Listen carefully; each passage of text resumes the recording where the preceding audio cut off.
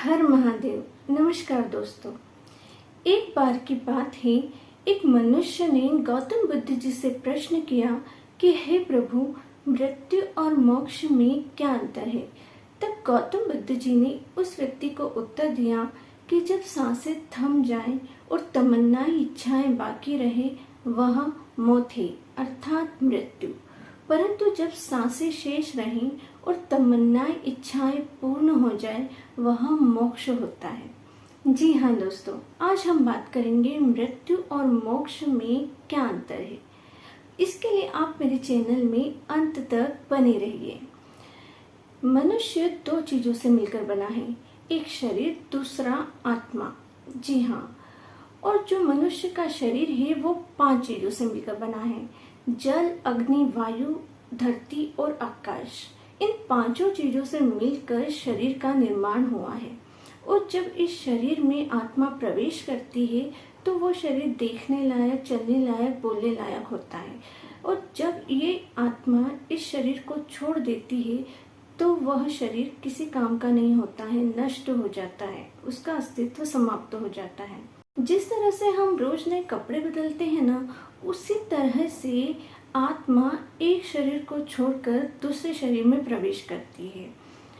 और ये क्रम तब तक चलता रहता है जब तक कि उस आत्मा की इच्छाएं पूर्ण नहीं हो जाती। और ये निरंतर चलता रहता है जब तक कि इच्छाओं का अंत नहीं होता है। भगवान श्री कृष्ण ने भी गीता में कहा है कि तुम सारे मोह माया को छोड़कर मेरी शरण में आ जाओ, मैं तुम्हें इस जीवन के जन्म मरण के चक्र से छुटकारा दिलाऊंगा, तुम मोक्ष को प्राप्त होगे। और ये मोक्ष को प्राप्त करना इतना आसान नहीं होता है। जी हाँ, ये मोक्ष जो है, इसे प्राप्त करने के लिए बहुत कठिनाइयाँ आती है। और कठिनाई हम स्वयं होते हैं, हम स्वयं ही इसको पा सकते हैं, कोई और हमें इसे नहीं दिला सकता है। दुनिया में हर चीज़ बड़ी आसानी से मिल सकती है, लेकिन जो मोक्ष है उसको पाने के लिए हमें स्वयं को खोजना होता है। स्वयं को खोजने का मतलब है इस दुनिया के बंधन से खुद को मुक्त करना, इच्छाओं से खुद को मुक्त करना।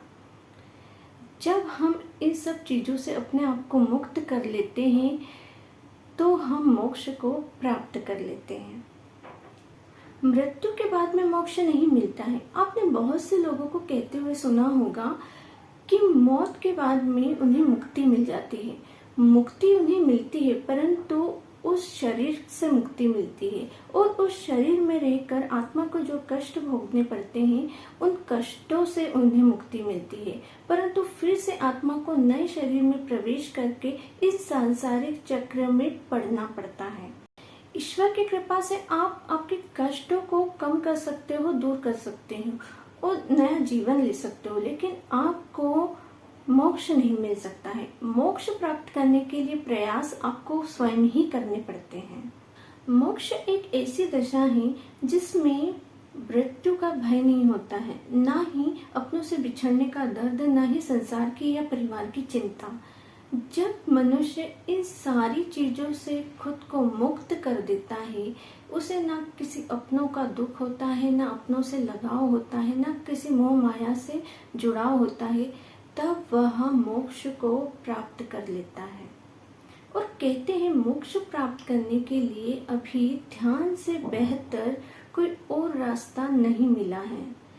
आपने पूर्व प्रधानमंत्री अटल बिहारी जी का नाम तो सुना ही होगा। उन्होंने कहा है, हे ईश्वर, मुझे इतनी शक्ति प्रदान करना कि अंत समय में स्वयं उठकर मैं कपाट खोलूं और मृत्यु का आलिंगन करूं, यानी कि मैं खुद खुशी खुशी मृत्यु को प्राप्त करूं। गौतम बुद्ध जी को भी मोक्ष प्राप्त करने के लिए पूरा जीवन साधना में बिताना पड़ा। उसी तरह महावीर जी को भी मोक्ष प्राप्त करने के लिए कठिन तपस्या करनी पड़ी। उसी तरह बहुत से ऋषि मुनि हुए हैं जिन्हें योग और कठिन साधना से गुजरना पड़ा है मोक्ष प्राप्त करने के लिए।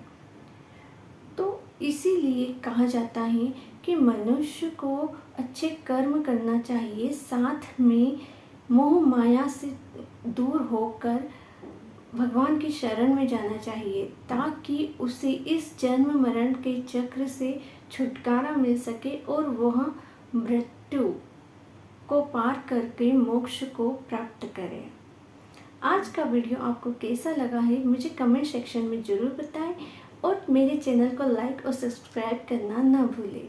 धन्यवाद।